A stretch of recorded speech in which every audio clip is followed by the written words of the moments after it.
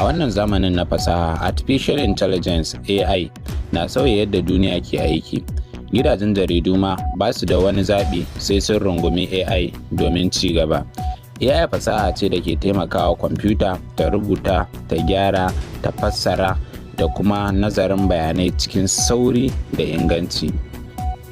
A gidajen jarida, AI na taimakawa wajen rubuta labaran gaggawa, gyara nahawu da tsarin labari, fassara labarai daga Hausa zuwa Turanci ko akasin haka, nazarin ra'ayin jama'a a kafafen sada zumunta, gyara hotuna da bidiyo cikin sauƙi. Wannan yana rage lokaci, kuɗi da gajiya tare da ƙara inganci a cikin harkar.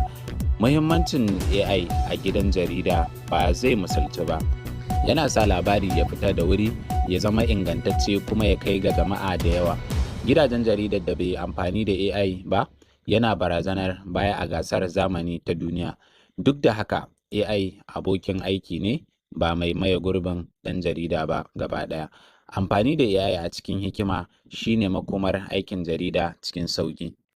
Don haka, gidan jaridu ƙalubale gare ku. AI duniya ne.